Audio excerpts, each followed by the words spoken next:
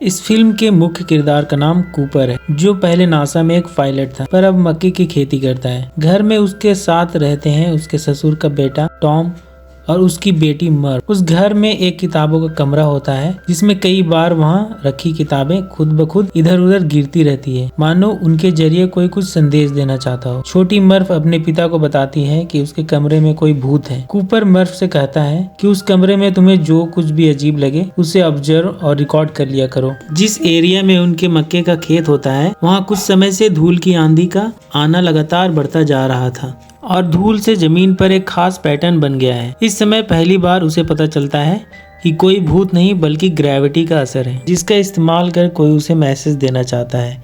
यहाँ string theory के concept का इस्तेमाल किया गया है जो कहता है कि ग्रेविटी ही एकमात्र ऐसा फोर्स है जो सभी डायमेंशन में जा सकता है, यानी कि किसी दूसरे डायमेंशन में रहने वाला जीव ग्रेविटी के जरिए अन डायमेंशन में रहने वाले जीवों से कम्युनिकेट कर सकता है।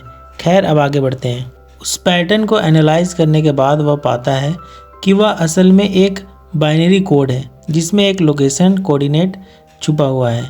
लोकेशन कोऑर्डिनेट को डिकोड करने के बाद जब वह उस लोकेशन पर पहुंचता है तो उसे पता चलता है कि वहां नासा के एक सीक्रेट प्रोजेक्ट पर काम चल रहा है।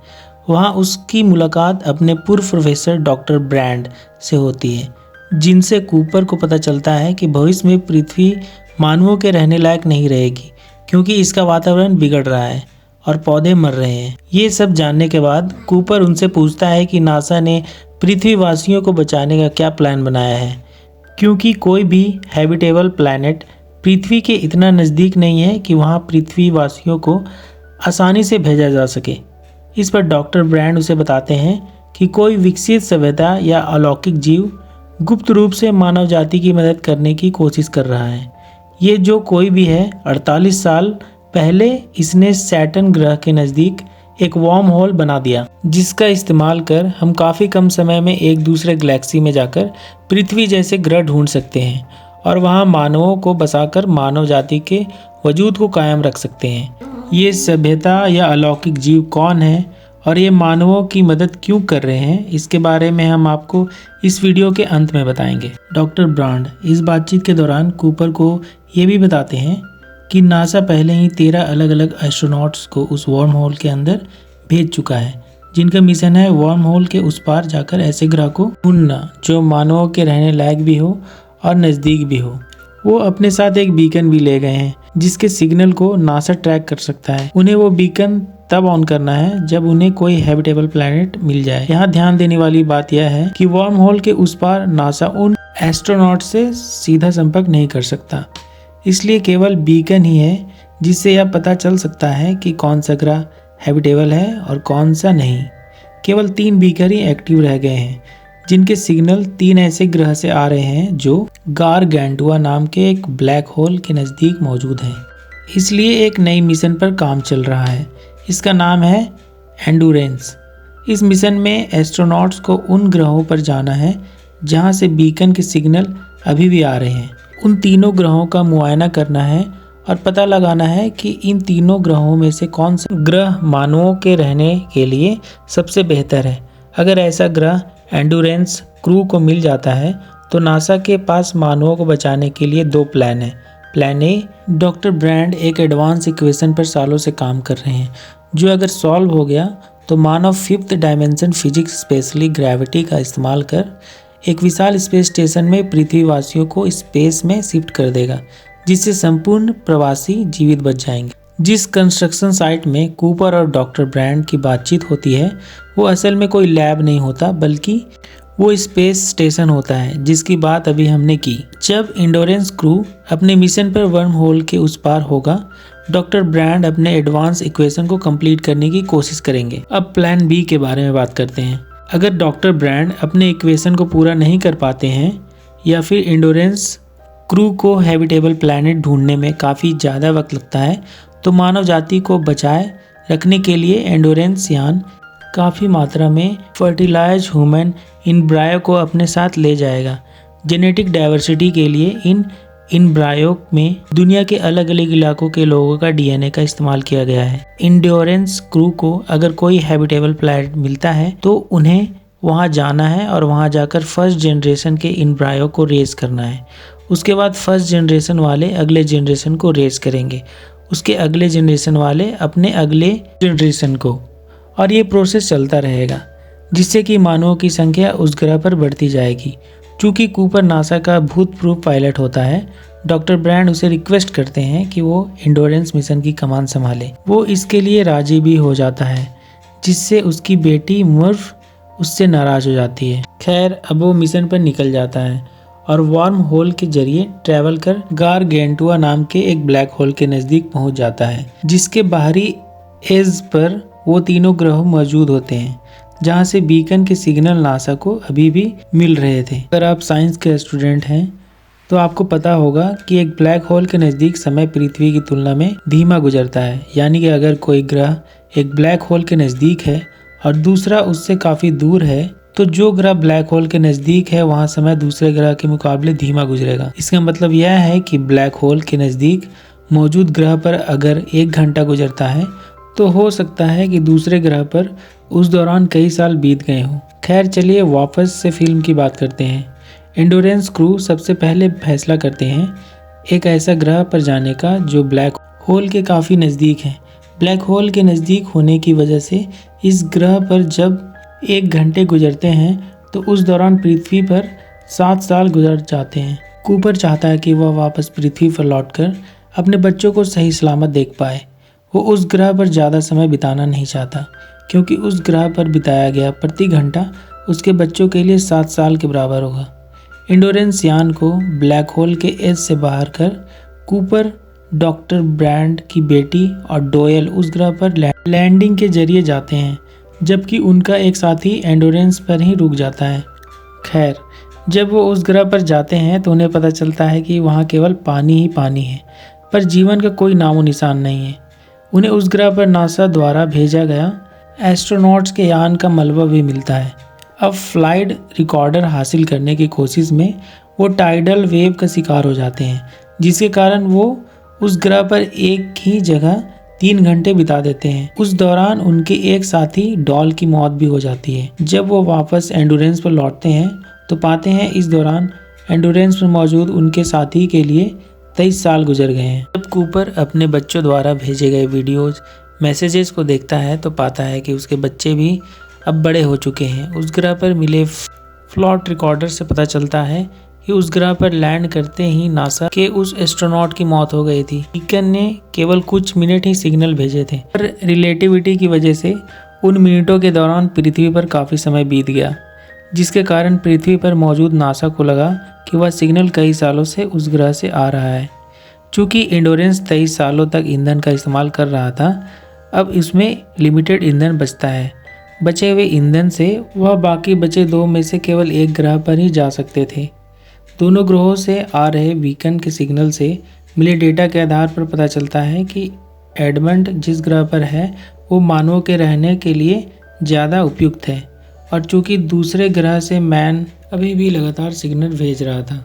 अंत में एंडोरेंस क्रू मैन के ग्रह पर जाने का फैसला करते हैं।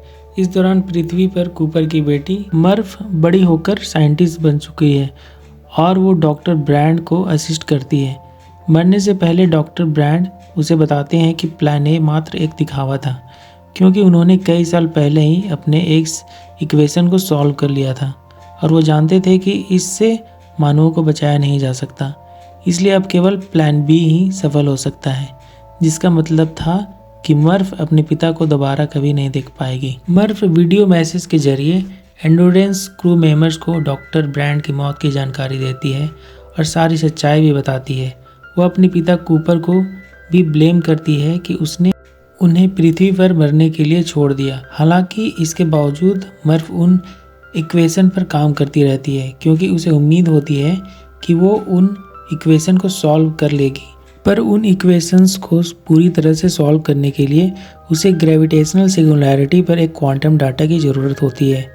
मैन का ग्रह ब्लैक होल के उतना नज़दीक नहीं होता जितना पहले वाला ग्रह था, इसलिए यहाँ एस्ट्रोनॉट पहले की तरह अब किसी जल्दबाजी में नहीं है। जब वो उस बीकन के सिग्नल को ट्रैक कर उस ग्रह पर पहुँचते हैं तो उन्हें मैन डीप स्लीप में मिलता है, जिसे वो एंडोरेंस पर ले जाते हैं। जागने के बाद वो बताता है कि इस ग्रह पर थोड़ी परेशानियां जरूर है, पर वे मानवों के रहने लायक है। उसके बाद सभी एस्ट्रोनॉट उस ग्रह का मुआयना करने के लिए लैंडर के जरिए उस ग्रह के सतह पर जाते हैं। वहां जाने के बाद उन्हें पता चलता है कि मैन ने गलत डेटा भेजकर उन्हें गुमराह किया है, क्योंकि यह ग्रह मानवों के रहने लायक नहीं है। इस दौरान मैन कूपर को जान से मारने की नाकाम कोशिश करता है, जबकि एक दूसरे क्रू मेंबर को वह जान से मार भी देता है। एंडोरेंस पर मैनुअल डॉकिंग करने के दौरान मैन की मौत हो जाती है और इस दुर्घटना से एंडोरेंस को काफ़ी नुकसान होता है। यहाँ कूपर और डॉक्टर ब्रैंड किसी तरह अपने लैंडर को एंडोरेंस से अटैच कर उसे वापस स्टेबल कर देते हैं, लेकिन अब एंडोरेंस के पास इतना ईंधन नहीं होता कि वह तीसरे ग्रह पर भी जा सके। इस ग्रह पर जाना इसलिए भी आवश्यक हो जाता है क्योंकि उन्हें पहले से ही बताया जा चुका है कि प्लान ए पहले से ही एक फेलियर था। दूसरी बात ये कि उस ग्रह से मिले डेटा के अनुसार वो ग्रह मानवों के रहने के लिए सबसे उपयुक्त था। कूपर और डॉक्टर ब्रैंड के साथ 2 इंटेलिजेंट रोबोट्स होते हैं जिनका नाम होता है केस और तार्स। सब मिलकर ये प्लान बनाते हैं कि वो ग्रेविटेशनल स्ट्रिंग शॉट का इस्तेमाल करेंगे एंडोरेंस को एडमंड के ग्रह पर भेजने के लिए। अगर आप ग्रेविटेशनल स्ट्रिंग शॉट के बारे में नहीं जानते हैं तो ये वो तकनीक है जिससे हम एक यान को किसी दूसरे ग्रह या अन्य खगोलीय पिंड के गुरुत्वाकर्षण बल का इस्तेमाल कर स्पीड प्रदान करते हैं। पर कूपर के लिए परेशानी यह है कि एंडोरेंस गारगेंटुआ ब्लैक होल के जितना नज़दीक जाएगा, पृथ्वी पर उतना ही समय गुजर जाएगा, जो वो बिल्कुल नहीं चाहता। चूँकि कूपर अपने बच्चों को जिंदा देखना चाहता है, उसे अभी भी उम्मीद है कि प्लान ए काम कर सकता है। ब्लैक होल के सेंटर को ग्रेविटेशनल सिंगुलैरिटी कहते हैं तथा इसमें अभी तक कोई नहीं गया था, जिसके कारण किसी को ये मालूम नहीं था कि इसमें क्या होता है और यह कहाँ निकलता है। कूपर सबसे पहले अपने रोबोट को ग्रेविटेशनल सिंगुलैरिटी में भेजता है, इस उम्मीद के साथ कि शायद वहाँ जाकर वह क्वांटम डेटा भेज दे जिसका इस्तेमाल कर प्लान ए सफल हो जाए। पर जब रोबोट ग्रेविटेशनल सिंगुलैरिटी में एंटर करता है तो उसका सिग्नल कूपर को मिलना बंद हो जाता है। चूँकि एंडोरेंस यान भी ज़्यादा भार के कारण ब्लैक होल की प्रॉक्सिमिटी में होता है, तो इसके भार को कम करने के लिए खुद अपने यान को भी एंडोरेंस से अलग कर लेता है, ताकि डॉक्टर ब्रैंड और रोबोट को उस तीसरे ग्रह पर पहुंचकर मानव जाति के अस्तित्व को बनाए रख सके और प्लान बी को सफल बना सके। अपने यान को एंडोरेंस से अलग करने के बाद और खुद भी ब्लैक होल के ताकतवर गुरुत्वाकर्षण बल के प्रभाव में उसके सेंटर में खींचता चला जाता है। उसे लगता है मानो वह मरने वाला है, पर वह मरने के बजाय एक टेसरैक्ट में पहुंच जाता है। इस टेसरैक्ट में वह अपने घर में मौजूद उस किताबों वाले कमरे को देखता है जिसके बारे में उसकी बेटी मर्फ उसे कहती थी कि उस कमरे में भूत है। दिलचस्प बात यह है कि उस टेसरैक्ट के जरिए वह समय में आगे और पीछे भी देख सकता है, यानी कि इस टेसरैक्ट्स में टाइम भी एक फिजिकल डायमेंशन है जिसमें आप आगे और पीछे बिल्कुल उसी तरह देख सकते हैं जैसा कि आप स्पेस में करते हैं। मूवी में आगे बढ़ते हैं। टेसरैक्ट को समझने के बाद कूपर भूतकाल में अपनी बेटी को अपने मैसेज देना चाहता है कि वह उसे जाने से रोक ले। काफ़ी कोशिश करने के बाद भी वह अपना मैसेज उसे नहीं दे पाता।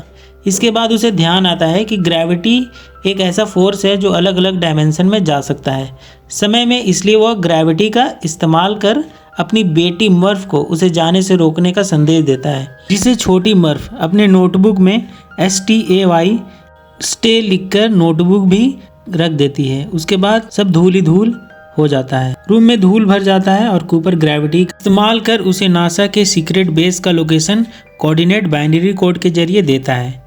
यह वही कोड होता है जो शुरू में कूपर ने डिकोड किया था, यानी कि जिसे मर्फ बचपन में भूत समझ रही थी वो कोई और नहीं बल्कि फ्यूचर का कूपर ही था। टेसरैक्ट के अंदर कूपर को उसके रोबोट टार्स का मैसेज मिलता है जिसे उसने खुद से पहले ब्लैक होल में क्वांटम डाटा कलेक्ट करने के लिए भेजा था। टार्स कूपर को यह बताता है कि उसे क्वांटम डाटा मिल गया है और डॉक्टर ब्रैंड के अधूरे इक्वेशन को पूरा कर प्लान ए को भी सफल बना सकता है।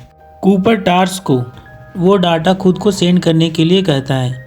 अब कूपर के पास वो सब है जिससे वो बाकी पृथ्वीवासियों को बचा सके, पर परेशानी यह है कि उस डाटा को अपनी बेटी मर्फ तक पहुंचाए कैसे, जो कि अब एक साइंटिस्ट बन चुकी है। अब उसे याद आता है कि उसने अपनी बेटी मर्व को बचपन में एक घड़ी गिफ्ट किया था और अभी डाटा भेजने के लिए ग्रेविटी का इस्तेमाल कर मोर्स कोड के जरिए उसे डाटा भेजा जा सकता है। इसमें ऑन ऑफ टोन लाइट्स या क्लिक्स का इस्तेमाल किया जाता है।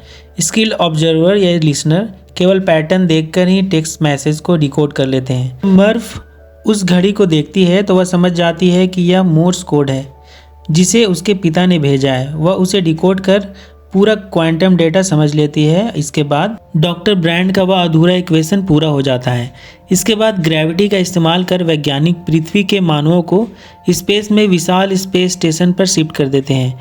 उधर जैसे ही कूपर क्वांटम डेटा अपनी बेटी को भेज देता है, वह टेसरैक्ट अपने आप ही गायब हो जाता है। चूँकि टेसरैक्ट ब्लैक होल के सेंटर में था, वहाँ समय गुजर की गति और ज़्यादा धीमी थी। मतलब कि कूपर द्वारा टेसरैक्ट में बिताया गया केवल 1 मिनट भी पृथ्वी पर मौजूद उसकी बेटी के 50 से भी ज़्यादा सालों के बराबर था। टेसरैक्ट से बाहर निकलने के बाद किसी तरह दूसरे एस्ट्रोनॉट कूपर को ढूंढ लेते हैं, पर जब उसकी आंख खुलती है तो वह खुद को एक विशाल स्पेस स्टेशन में पाता है। वह देखता है कि इंसानों ने उस स्पेस स्टेशन का ग्रेविटी को पूरी तरह से मास्टर कर लिया है, जिसके कारण काफ़ी लोग वहाँ बिना किसी परेशानी के रह रहे हैं। उस स्पेस स्टेशन का नाम होता है कूपर स्टेशन, जो कि उसकी बेटी के नाम पर रखा गया था। अब जब वह अपनी बेटी से मिलने जाता है तो पाता है कि उसकी बेटी काफ़ी बूढ़ी हो चुकी है, जबकि उसकी उम्र में केवल कुछ सालों का ही अंतर आया है। उसकी बेटी उसे बताती है कि उस दुनिया में कूपर के लिए अब कुछ नहीं बचा, क्योंकि उसका कोई परिवार अब वहाँ नहीं रहता। इसके बाद कूपर उस ग्रह की ओर रवाना हो जाता है जिस ग्रह पर उसने डॉक्टर ब्रैंड की बेटी को एंडोरेंट यान के जरिए भेजा था। अंत में दिखाया जाता है कि डॉक्टर ब्रैंड की बेटी उस ग्रह पर बिना किसी परेशानी के लैंड कर जाती है। अब उसका अगला प्लान है वहां मानवों की तादाद को बढ़ाना। अब कूपर उसे मिल पाता है या नहीं, ये फिल्म में नहीं दिखाया गया है। फिल्म यहीं ख़त्म हो जाती है। अब बात कर लेते हैं सबसे महत्वपूर्ण मुद्दे, यानी कि वो कौन थे जो शुरू से ही मानवों को बचाने की कोशिश कर रहे थे। उन्होंने इंसानों को बचाने के लिए पृथ्वी के नज़दीक वर्म होल बनाया, तो बनाया कैसे कि मानव खुद के रहने के लिए एक नया ग्रह आसानी से ढूंढ सके। उन्होंने टेसरैक्ट बनाकर भी कूपर की मदद की इंसानों को बचाने में। यहाँ ध्यान देने वाली बात यह है कि वो टेसरैक्ट बना सकते थे, यानी कि वह पूरी दुनिया का भूत, भविष्य और वर्तमान कूपर को दिखा सकते थे। पर उन्होंने एक कस्टम टेसरैक्ट बनाया जिसमें केवल वही कमरा था जिसके जरिए कूपर अपनी बेटी को अपना संदेश दे सके, यानी कि वो कूपर के जरिए हर हाल में इंसानों के अस्तित्व को बचाना चाहते थे। फिल्म की शुरुआत में ही दिखाया गया है कि नासा को ये लगता है कि कोई विकसित सभ्यता या फिर अलौकिक शक्ति है। जब कूपर टेक्सराइट के अंदर होता है तो वो कहता है कि यह कोई और नहीं बल्कि भविष्य के मनुष्य ही हैं जिन्होंने यूनिवर्स के लॉज को मास्टर कर लिया है, जिसके कारण वो मन चाहे ढंग से स्पेस और टाइम को मैनिपुलेट कर सकते हैं। उन लोगों ने अपने अस्तित्व को बचाने के लिए टेक्सराइट को भविष्य से भूतकाल में भेजा। यहाँ पर पैराडॉक्स पैदा होता है। अगर मानवों का भूतकाल ही सुरक्षित नहीं है तो भविष्य के मानवों का होना कैसे संभव था। इसके बारे में फिल्म में कुछ भी बताया नहीं गया है। आप इसके बारे में क्या सोचते हैं कमेंट के जरिए बताएं। फिल्म 2014 में आई थी जिसका निर्देशन क्रिस्टोफर नोलन ने किया था और इसका IMDb रेटिंग है 8.6। 1.8 मिलियन यूजर द्वारा रिव्यू पर आधारित है। इस फिल्म का प्रोडक्शन बजट 165 मिलियन था और इसकी कुल कमाई 681 मिलियन था।